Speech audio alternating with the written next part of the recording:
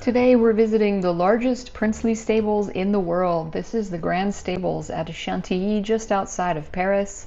And here you will find a quirky legend about why the stables are so grand, a backstory about the crazy circumstances of the inheritance of this domain that sounds like it came straight out of a movie plot. We will visit the Living Museum of the Horse, we'll see an equestrian demonstration, and I can't wait to show you the surprising historical treasure I found parked in this hall. Let's go check it out. These incredible stables were built between 1719 and 1740 for the 7th Prince of Condé, Louis-Henri de Bourbon, who was a grandson of Louis XIV. His mother was actually the oldest daughter of Louis XIV and his mistress, the famous and beautiful Madame de Montespan. In 1719, a quarry was actually opened up here on the spot that is now that race course, just outside the stables. The legend is, the reason for these being so epically big and grand is that the prince believed that he would be reincarnated as a horse. So he instructed the architect to build something that would be suitable for his future life here. What it did become was a huge stable for his hunting crews, and it housed 240 horses and up to 500 hounds. It has always been occupied by horses, which has allowed for its preservation for more than 200 years. Unlike the chateau, which was destroyed during the Revolution, the stables were spared as they were used by the army. And here you can go right into the Museum of the Horse. The Living Museum of the Horse was opened here in 1982. It consists of 31 rooms full of exhibits with over 1,200 paintings, sculptures, and ceramics covering every topic that has to do with horses and their relationship with men down through the ages. Around 200,000 visitors per year come here, providing funding for this privately run museum. The stables themselves also featured, along with the chateau, in the 1985 Bond film A View to a Kill, which I am going to be watching again soon just to see all of this beautiful architecture. So you can take your time and walk through here. There are tons of things to see, all kinds of gear. There is also a kid-friendly tour that you can sign up for here for ages 7 through 12 that they would probably really enjoy. You can actually ride horses here, which I am going to do. I did that the next day, and I'm going to be posting that video soon. Definitely such a nice weekend to come out here and see all of this and then ride horses here as well.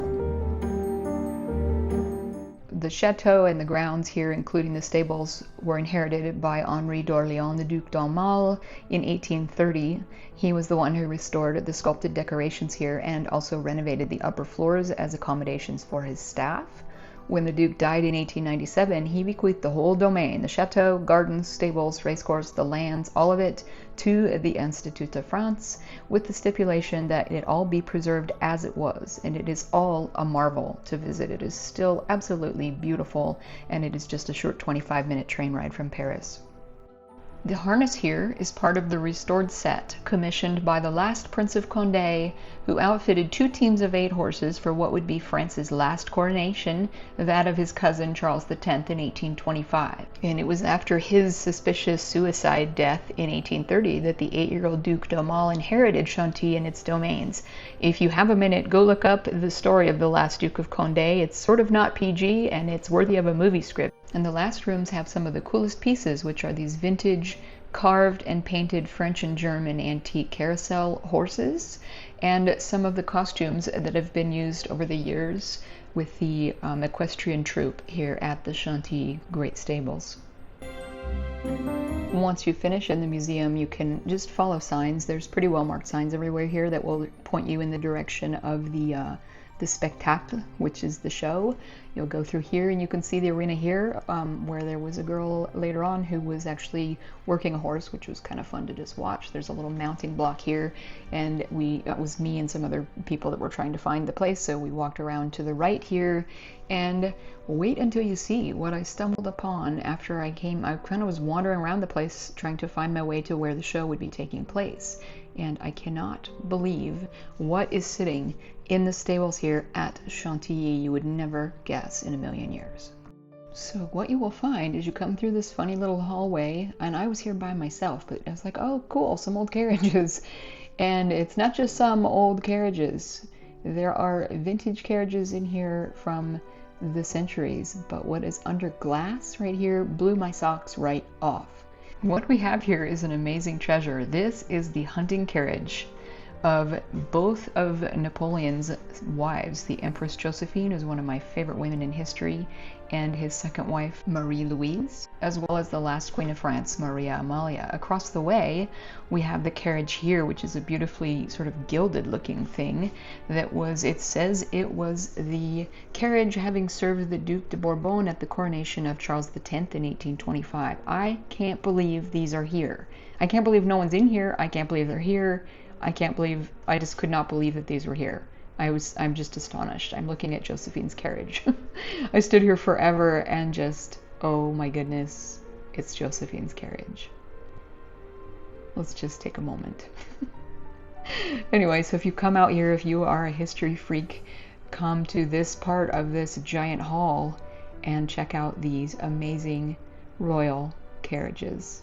Absolute treasure, just randomly sitting in Chantilly, France. And in case you don't know who Charles X was, which I did not, he was actually a king of France who was the younger brother of both Louis XVI and Louis XVIII. He reigned for not quite 6 years, between 1824 and 1830, with a coronation in 1825. His politics led to Parisian riots, which led to yet another French Revolution in 1830, which resulted in his abdication and the election of Louis-Philippe I, who we met in the Chateau video, who would be the final king of France, who would also abdicate. They both abdicated and died in exile. So there's a little history trivia for you. And look at this beautiful space. This place is so amazing. I just was astonished at how big it is and how empty it was. So if you want a place to come that's quiet outside of Paris and you just want to get away from the noise and smell horses and have a quick coffee in a courtyard like this and just enjoy the setting, this is the place to come. And here is the arena here under this magnificent dome. This dome is 28 meters high, and you can seat up to 600 people under this famous dome here. And this is where they have the daily equestrian exhibits, and I believe some of the dressage showmanship things happen here. So I found a seat and was able to watch this really cool. It's pretty brief. If you're a horse person, you won't be, it's not anything you haven't seen before, but it was really neat to see the demonstration. And then she had a little pony that she brought out, which in true pony fashion, he would not listen to her, and she kept tapping and asking him to do tricks, and he kept refusing. She finally did get him to do it, but it was really funny. Some practical tips I learned on this trip. If you're wanting to come out here, I would not do it as a day trip. It's an overnight, at least 2 days, possibly 3 or more. There's a lot to see here. You've got the chateau and the gardens, you've got the stable, and you could ride horses with Henson Equestrian, which I did, and I will be posting that video next. And there are also other horse shows, like big fancy horse shows that take place twice a year here that you can look up on their website, and there is horse racing. There's also a garden show in the fall. There's a fireworks competition every other year, and there's a rowing regatta every May. So much to see and do, so definitely go to the main website and look at all of the different events that are going on and pick the ticket and the date range that works for you. I hope you enjoyed this visit to the amazing great stables at Chantilly, and you're inspired to come out here and see it for yourself.